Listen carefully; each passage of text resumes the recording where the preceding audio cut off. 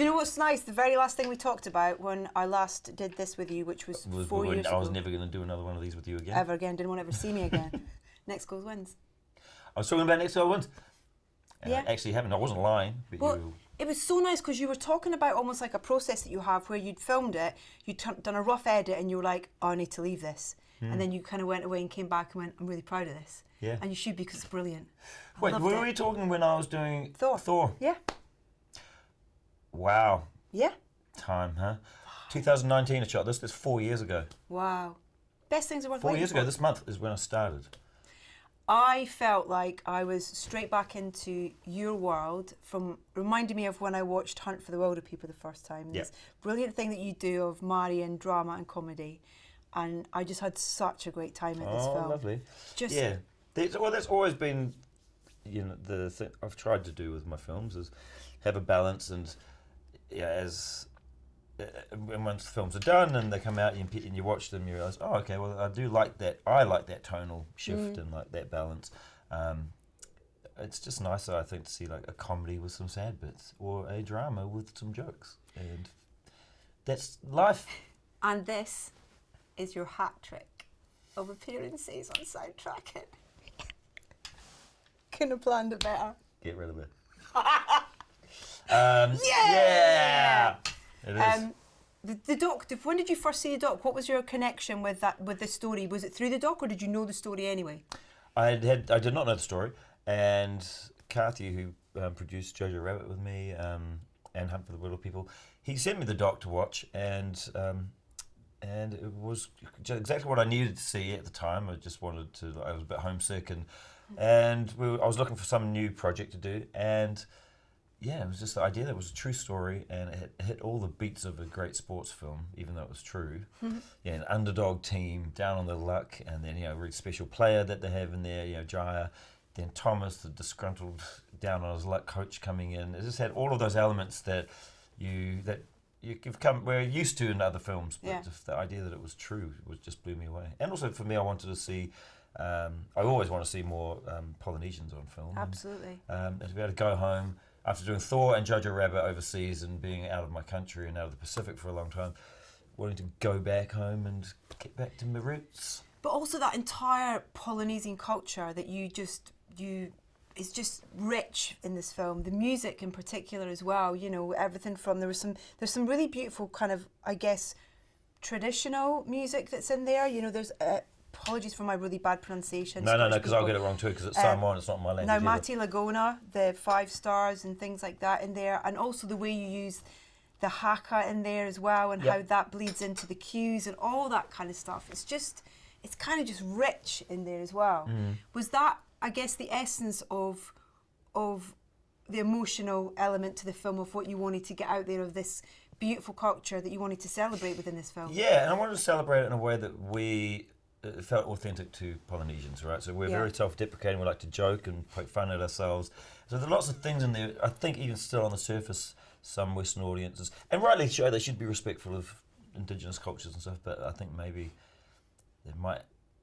I feel like they're almost too respectful now, where they don't want to. Sometimes people don't want to laugh at certain things, and for instance, like and this is another thing that I was trying to find the balance with is showing really cool parts of our culture, but also poking fun at how cultures are represented in film. And one of my favourite moments is like with us carrying Michael Fassbender down the hill, like this sort of crucible sort of scene from like a Werner Herzog film or something. It's like carrying the white saviour down the hill and baptising him and rebirthing him, and we all found that really funny, just because it's like, oh, you'll see this in these arty films, bullshit films where they're like, oh yeah, it's just a beautiful like religious sort of like symbol.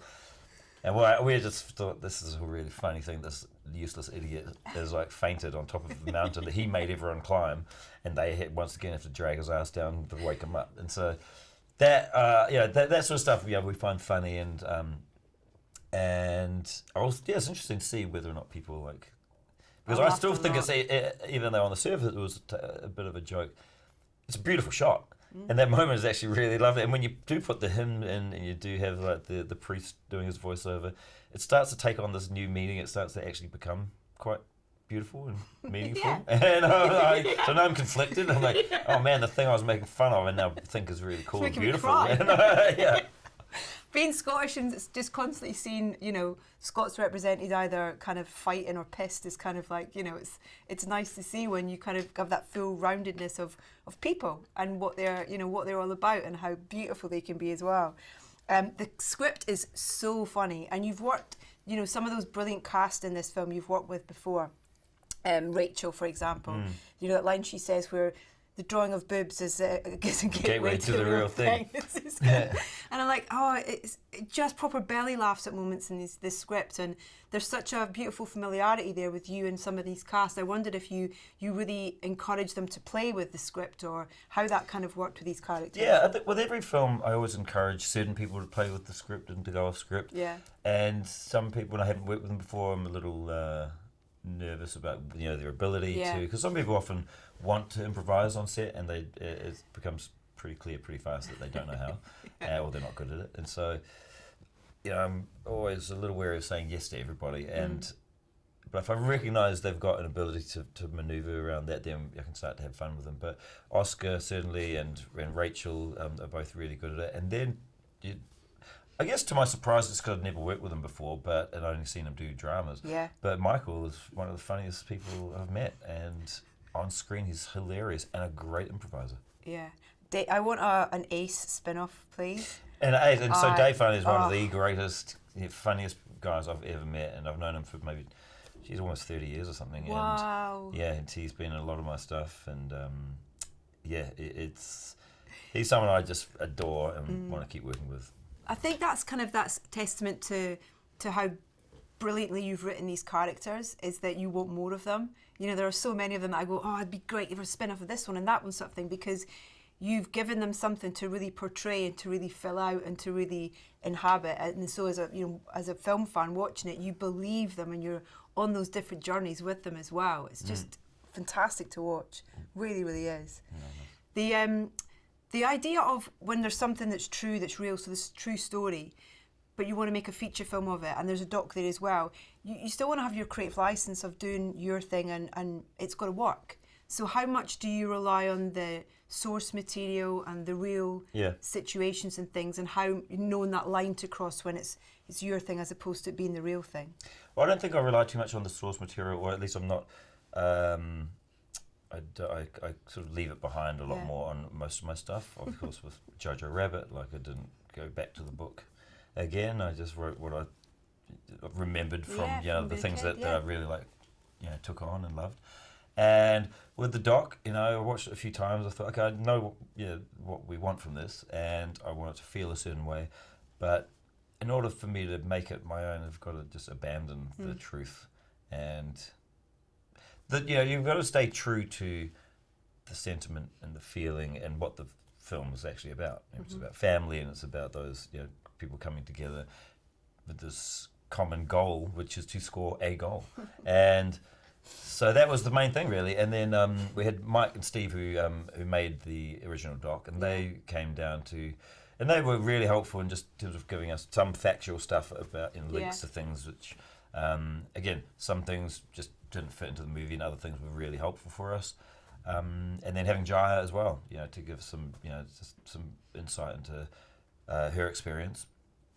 But then you go into this other world where you have Kaimana, who's playing Jaya, who's also trans and plays football and is Samoan and is whawhawhine, and you're asking her there, and it's like, well, it has to be authentic to her experience in some ways, so because she's playing, that character, and so she brought a certain thing to it as well, and said, well, this is actually what it would be like for me, like if I was doing this and going off meds and stuff like that. Yeah. And then the other layer to that is that documentary itself is also not the truth. Documentary is just edited bites of what you see, and even then it's not the truth what you're seeing, because people turn into characters when a camera's on them. Right now, I'm playing a character. This is not even me. And you're not getting the real me. You don't get the authentic me unless you're in my bed and married to me. And even then, is it the real me? Did she marry the real Taika? That's the question probably everyone's asking. Does my mother know the real me? Is that really my mother? Is she playing a character? Do you know the real life you? is full of lies, and it's us pretending to get attention and to be loved. And so even when you're turning a camera on something, you're not getting, and then you're editing it. Oh well, I know this happened 4 weeks. It took 4 weeks, but I'll just edit this to look like it's the same day. If you watch documentaries, be careful. Be very careful of documentaries. Documentarians, be careful of them. Would you ever make watching. one? Documentary? Yeah. No, I'm too lazy. It'll take forever. People also you're filming stuff, not knowing why. For years, I feel like should be filming. I'm filming this thing. I don't know why. Someday in like 15 years, this will become something. And then you're editing, and then you realise, oh, it wasn't even about that character. It's about this one. They're going to film them for another year, and then talk to documentarians. It fucking takes forever. That's a no then. When you said one go, I genuinely had a little internal guttural laugh because that scene with Oscar when he's walking backwards, just with the one go. One go. And it goes on just like a little bit longer than you think it's going to go on, which just makes it funnier and funnier because he's still there, going back up the stairs, one go sort of thing. Yeah. And that's also a funny part of it. It's those simple parts of a storyline which I think are really, I think they're more valuable than having a super complex storyline, which people seem to still be into. I like really simple ones where you can then have more interesting time with the characters and sort of widening the world based around a single thing. Big Trouble in Little China, not a touchstone or an influence on this film, but that main character has one goal, has one driving motivation, and that's to get his truck back that he lost. And that's it. He doesn't care about anyone, he'll drop anyone, he'll push anyone in front of a bus just to get his truck. And that's the only reason he's on that adventure. And I think that's great. Can we talk music? Yeah. Michael Giacchino again. Yeah. But then around that you've got Needle Drops. Yep. Tears for Fears, as we were Tears just for Fears. celebrating. And Dolly Parton and Sia. Oh, Sia. Yeah. That's a great scene, singing in the car. Mm-hmm. Not too many needle drops in this one. No, Are there any more? I've got. I mean, there are like traditional. Rip Grove, Double 99. Oh yeah. Yeah, that's good. Tears for Fears, Dolly, and Sia are the only ones I've got. But then I guess the other ones are needle drops because they're recorded. Samoan choirs and things like that, and hymns and. So what's the journey with that in terms of with Michael? Because that's there's got to be a fluidity between that, into and I love how things like visually you're seeing a drum stop and then the cues. There's so much synchronicity between what you see and what you hear. And the way I was mentioning earlier about the haka then goes into cues and that kind of thing as well. So this feels like a different ask again from Michael, in terms of your relationship with him and so what were the conversations that you had? With him, the way I've worked with him before and in this film certainly is like asking him to figure out some sort of motif for the film or some sort of thematic thing there and creating a kind of a suite around that we can, during the edit, we can pick and choose little bits which is like higher energy, more intimate, slower moments. And then if those start feeling like they work for us, then, or we'll have other bits of, that's how everyone works, but other bits of score from another movie. You're like, I remember feeling this way in this movie. Let's use that just to try and figure out how to sort of chisel away and shape the emotional journey that you want the audience to have. Then Mike will come back and go, well, okay, great, I can make it sound like that. I think you're wrong on that one, and blah blah blah. And with this one, because he wanted to be, again, have some authenticity in the music and where it's from with all the instruments and everything, and not just be like, this character coming in to tell everyone how to do their own music. And so, he got other, he's got Samoan and other artists to come in, and musicians, of course, and to come in and help shape that stuff so that, so that it has an authenticity to it and it has that same flavour.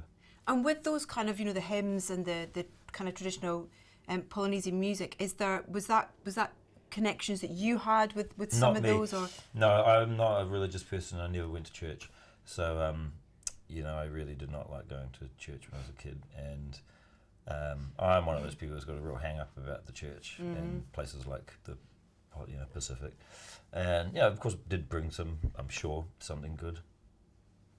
Made great comedy. We just have to think about what that might have been. I mean, if nothing else, We'll come back to that. But if nothing else, the image of Jesus and Dolly is enough. Yeah, that's right. Well, that's also another thing, like specific to like those, those places, because people love Elvis, they love Dolly Parton, and Jesus. So like, in the islands, it's extremely religious, and church is a very big part of the communities. And if you're driving around a lot of those islands, there's churches every sort of half kilometre. There's a new church. There's churches all the way up and down the coastline, all through the islands. And so all of those songs are people the songs that all of those guys grew up with, and it's they're very common in island culture, but they're not in no way traditional. They're all Christian songs. Yeah. But that has become very traditional. And I guess part of that is again, but that's getting to the truth of that authenticity in terms of the people that you're representing, and making sure that you're being true to the reality of what they would listen to or what would be in those environments as well. Yeah, well, I think the younger people like us would be would be listening to more contemporary stuff. Yeah. I just I feel like I didn't want to have too many needle drops in this film, and I kind of learned to love hearing like the collective, there's groups of people singing these hymns and singing these religious songs. So the older I get, the less cynical I am about people and about things like that, and the more accepting I am that it's like maybe there are some good things that come from religion and from church, and and that it does bring communities together and makes them really solid, and that's what kind of unifies that team. And it is like, I know it's a big part of the culture and of the islands. It's a big part of the reason they're so tight together and look after each other. Yeah, and are there like that the 5 Stars track, which is that like the equivalent of a popular music song or a folk music song? And it's also like, well, I mean, there's quite a few lot of of them island hip hop tracks as well in the just not in the film, but you're talking about that one? Yeah. But in New Zealand and in the islands, there's quite a few rappers. And I know Shefu, yeah. I saw Shefu Scribe, years ago, like in King Kapisi, Scribe, Shefu, Lady Six. Lots of them. It's great to be able to bring that into to authentically bring it into the story, isn't it? Yeah. Because like you say, there's kind of generational thing of those characters as well, and representing that. And it's also like very like everywhere you go, like Mexico's a lot of Mexican rappers and hip hop that I think unless you went there, or unless you were seeking it out or knew where to look, it wouldn't get as much of a platform or the ability to be heard. What about the needle drops? What about this? Why the Tears for Fears track, for example? So what's that one? Everybody wants to rule the world. Yeah. Some of them are just uplifting. That's a great song, and this you can tie some of that, the message in that song into the film. And then 9 to 5. Yeah. I won't even bother explaining that. No, it doesn't need it. And what about the See a Chandelier track? Because it's really well, it's embarrassing. also a drinking song. It's about drinking. It's not encouraging drinking, but but like the idea that this guy's like constantly slamming back these bloody mini bottles of booze, and also I just found it really funny that he had these certain songs that were his go-to songs. We have made a whole playlist for Thomas, which we played quite a few times, and then eventually ended up not using these songs, but there was a lot of enigma. Wow. Yeah. Is it sadness or sad? Yeah. That one. Yeah. That's with the Gregorian monks as well. It's the. Oh yeah. Yeah. That's That one. And then the drums come in. Yeah. But I like that he's almost. But I love how he's giving it loudly. He's having his own karaoke session in his car on his own. He loves music, and he knows a lot of songs, and he's I think he loves karaoke. But did you get Michael to do different versions with different songs in of that scene? We got him to do when he was driving. There's different tracks and stuff that we didn't end up using. What else did we do? We got him he did the sadness one. I think there was another. Was that one? Hey, yeah, wow, yeah. That one, whatever that one is. I think it's Enigma as well. It is Enigma as well. I think you're right. Absolutely. Return to Innocence. Wow. Surprising me today with your tears for fears. Did Michael was saying that though, in terms of kind of what felt, kind of Yeah, right? we just like the idea that he was stuck in the 90s. And that he was stuck in the good old days, when he was like good at what he did, and like so he just everything he brought with him, all his clothes, it was like he just refused to move on, and that was a big part for the character. It was like his inability to let go of the past and to move on, and so that's why I listen to this old fucking music from that I only remember from being a waiter in cafes in the 90s, and then like Ronnie Jordan, that was another one. There's a bit of US3, did flip that teacher. Good music, but just like if you were there when it came out, there's something it sort of takes you triggering. right back. You're like, oh yeah, totally. Oh man, you're back in that. Even the overhead projector scene, I was like on the floor laughing at that as well. The 5 stages of grief. Yeah. And Reese is just brilliant in that scene. I mean, do you how much of that do you write, and how much is kind of like That bit I did write, the 5 stages. A lot of that stuff because I'm still trying to figure out like what the film's about and like why the characters are doing things, and like so there'll be like that. Just to kind of segue, but it's around the same thing. But at the end of the film, when Oscar's character says, when Michael says, "You're not going to get your one goal. I'm out of here," and he says, "I can't win," and then Tavita says, "Then lose, but don't lose alone. Just lose with us." Which and then there's something we came up with like in that moment, because we were like, "What the fuck are these guys trying to say to each other? And what is the point of the film? And like, what's going to convince Thomas to stay here?"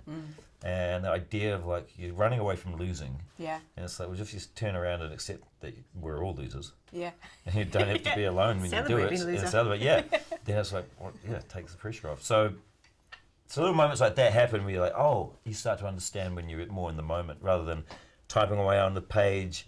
And this is probably a sign of like laziness, or like, maybe I'm not a good writer, but I'm sure like really good writers would be like, no, it's always on the page. It's not for me. I'm always like finding it and feeling it later. There's some really great. There's the Pacific Ocean song. Yeah. In there as well, which is I think a New Zealand band or something. Who is that? Does it say it in the soundtrack? It doesn't, but the voice sounds really familiar. Are you pointing because you know who it is? No, I'm asking if it's you. I don't know. Oh, really? Not you. You think it's me? Sounds like you. Pacific Ocean. Yeah. I was like, he's done the same with the old... Who the hell is that? With the Happy Birthday song in Hunt for the Wilderpeople. I was like, great, he's made a song for... No, I was more motivated back then. And the songs within the film as well, like the song that they sing when the welcome song from the team. It's a kid's song. It's like a silly kid song that we would do, and it's...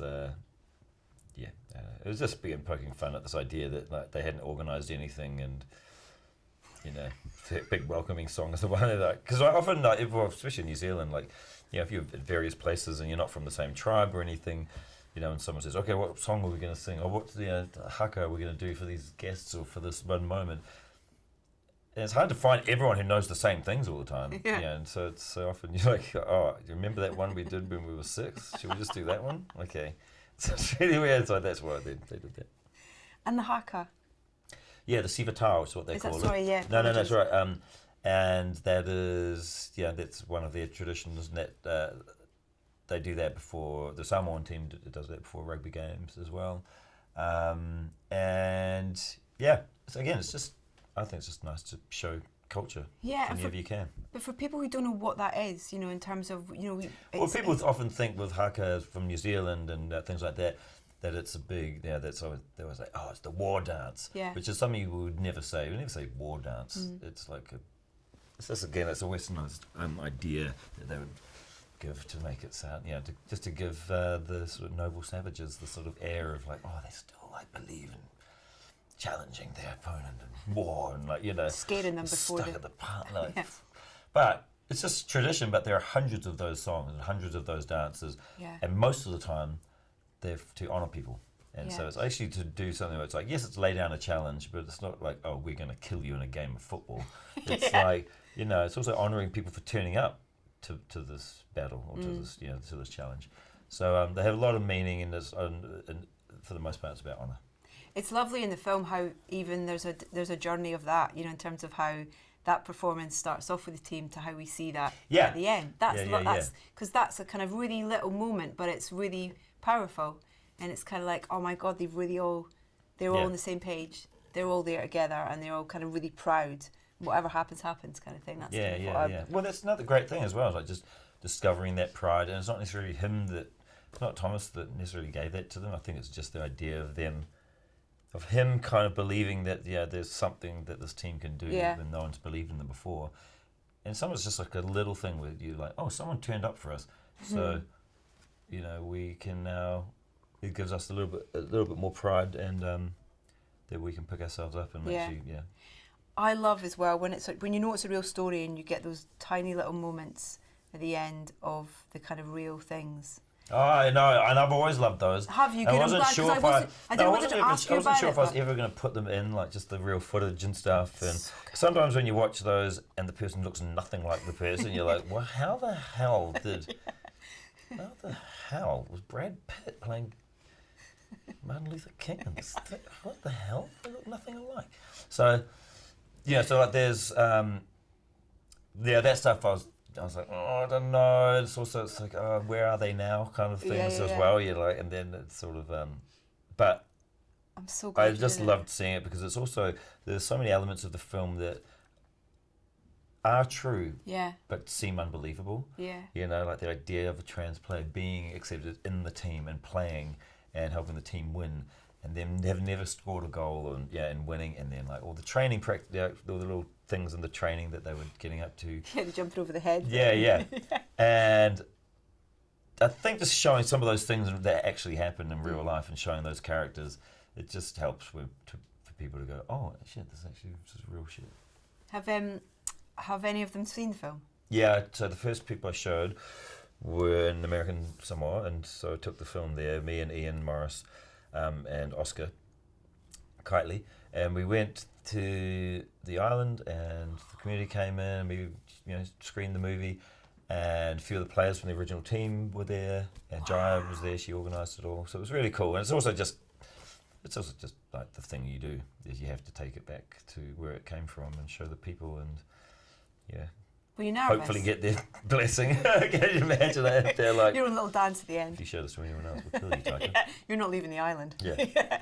Are you nervous in that situation? A little bit, because it's the first time I depicted real people in such a way, and you're just like not sure, because I've taken liberties here and there and embellished it along the way, and it's, you just never know if someone's going to be like so offended that you didn't put in this one detail that no one even knew about, or like, with real life people, you can also it can be difficult. You hear about those stories where people like completely cut themselves off from supporting something, after agreeing earlier on, and just the way that they felt offended by something. How did they respond? They loved it. Yeah, they loved it. And it's also great seeing yourself, or seeing your people on screen, and seeing their friends and people who were in the audience on screen, and there was really cool stuff, cool vibe there. It's you've really kind of, like the sensual nature of it as well, in terms of taking us there. Really, it's the colours and I don't know, you just kind of feel like you're really landing when he arrives there, sort of thing. It's been so great. I really loved it. It's just what I needed. Thank you. This is what everyone needs, because it's, the world's a dark place, most days of the week, and when we go to cinema, it's sometimes we need that escape, and sometimes we don't want to go and watch 4 hours of being in outer space. We want to see stories set on Earth with real people, and actual messages of hope, and and have some laughter, and knowing that it's actually like, oh, this is actually kind of here around us, and that people are like that, and people inherently are good.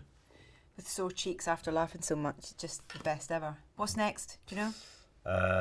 Next, I'm going to make a depressing film about true murders. No, I'm not doing. I'm not doing. No, next, I'm just developing some stuff. Maybe doing a film next year. I've got a few shows coming out. So, Time Bandits. Yes. For that's going to be on Apple. When's that going to be this year? Next year? It's going to be next year probably. Okay. Interior Chinatown, which will probably be next year as well. Everything's been pushed because of these strikes. Yeah. And that will be on Hulu, and a few more animated things, and then back to writing now. Now that we're allowed to open our keyboards. It's so great to chat to you. You too. Thank you so much, and for a little pre-sing along as well. I'm like ready for the rest of the week now. Thanks, Taika. So great to see you. Thank you so much.